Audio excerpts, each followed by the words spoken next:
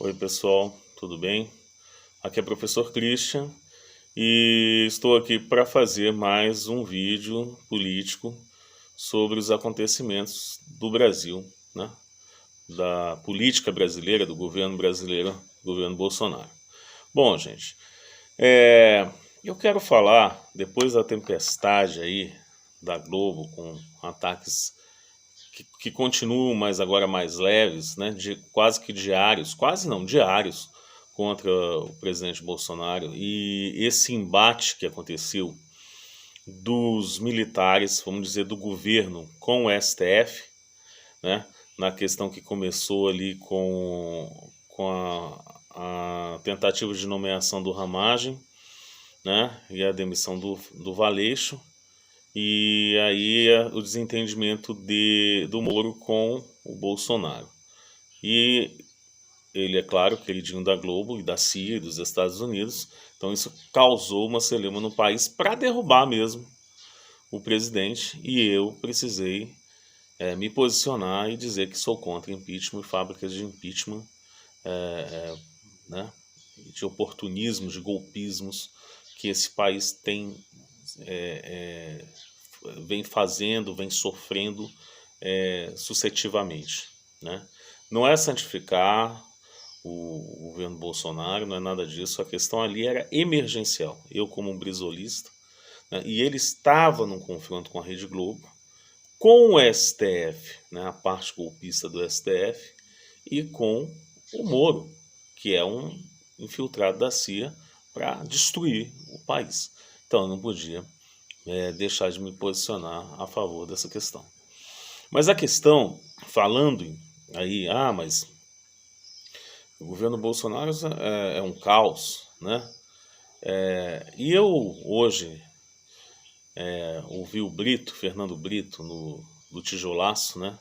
Antigo assessor de imprensa do Leonel Brizola, o qual é meu ídolo político, e tenho lido muito, aconselho que vocês leiam Tijolaço, tá? O Brito tem escrito muito bem e tem uma experiência muito profunda, né, nas análises políticas, e ele tem de fato se destacado nesse momento com a ausência do nosso e meu professor e grande professor de política e precursor dos blogs, Paulo Henrique Amorim, né? Faz muita falta.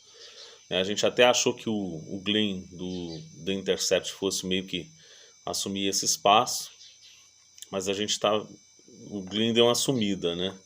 Mas é claro também, ele acredito que ele tenha ficado muito decepcionado, porque com todo aquele conteúdo da Vaza Jato, nada daquilo foi avaliado. Eles fizeram a pêssega lá, né? Cara de princesa do STF, ninguém tomou providência, Moro, ministro da Justiça, né? Ninguém, nada, não aconteceu nada. Né? E as coisas têm sido assim no país. Agora, eu tenho particularmente uma dúvida, porque eu entendia que, falei, bom, o Bolsonaro chegando ao poder, os militares estão no poder, e aí vão fazer uma ditadura disfarçada. E era assim que eu acreditava. Mas, de repente, com essa confusão do Moro, o ministro do STF convoca o Celso de Mello, os militares da presidência, da Casa Civil ali, né, do espaço que trabalham diretamente com o Bolsonaro, do governo, para depor. E eu li que eles disseram que se eles não fossem, seria coercitivamente. Quer dizer, então numa situação dessa o jogo virou. O que aconteceu?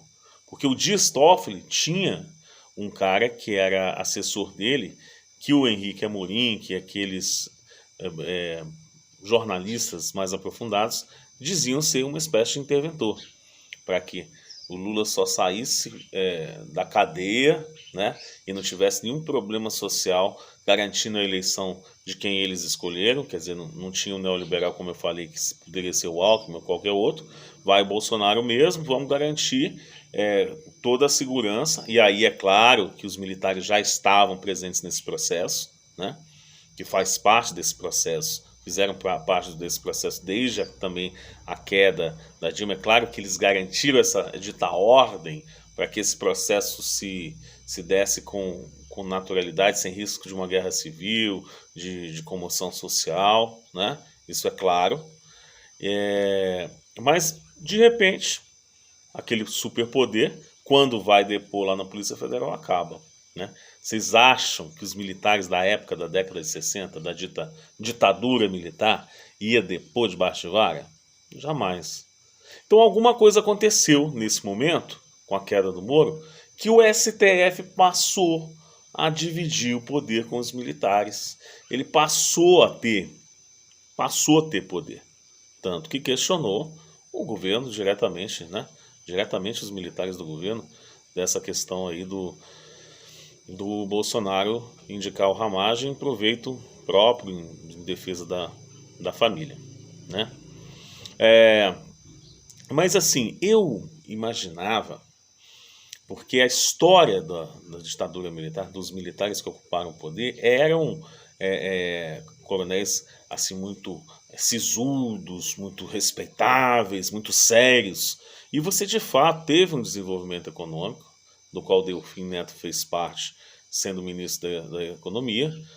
Apesar de não ter tido a distribuição de renda, né, porque eles tinham aquela ideia absurda de dizer que era preciso primeiro crescer o bolo para depois dividir, e nunca dividiram, quer dizer, essa é a dívida que os militares têm, principalmente com o povo pobre brasileiro, E aí eu pensei, não, estão assumindo as rédeas, vão colocar a Globo no lugar dela, vão questionar essas interferências do STF, né, e vão fazer um projeto de país. E aí o Brito, na análise que ele falou, ele realmente me desanimou em relação a isso. Porque ele falou, ó, não precisa esperar desse governo. Mas realmente não dá para entender. Porque se, por exemplo, se eu represento a esquerda, historicamente eu estou trazendo esse legado para o futuro, eu vou representar da melhor forma e vou pegar as experiências do passado boas, né? Existia um crescimento econômico, a gente não pode negar, existia um desenvolvimento de indústria, abertura de estradas, existia um trabalho da ditadura militar que é reconhecida pelos analistas de esquerda. Isso não tenha dúvida disso. Inclusive o nacionalismo, tá? A valorização das nossas indústrias, das nossas empresas. E de repente você não vê mais nada disso. O primeiro ano de governo, você vê só a história das reformas, né? Da Previdência, a perda dos direitos trabalhistas, né? E você não vê nenhum projeto com o desemprego, com a crise econômica, ainda antes do Covid, nenhum projeto social de acolher o povo, de fomentar emprego, nada disso. É só essa questão de tirar os direitos dos trabalhadores da reforma da Previdência. O governo fez isso, né? Tanto que não tem nem propaganda, porque não tem projeto, não teve.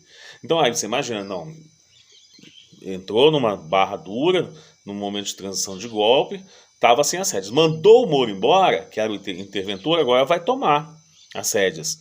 O que você imagina de um governo já com uma experiência de 20 anos? Porque são os militares, e eles trazem essa herança, não é o Bolsonaro como civil. Ele trouxe toda a estrutura militar para o governo mais uma vez, né? Apesar deles não saírem, agora está colocando os militares no Ministério da Saúde. Mas parece que os militares tinham vergonha de dizer que estavam no poder. Não dá para entender uma coisa dessa. Vergonha de defender o legado deles, que eu não sou a favor. Não sou a favor da ideologia da ditadura, de tortura, nada disso. Mas existiu um projeto organizacional que não se deu até agora.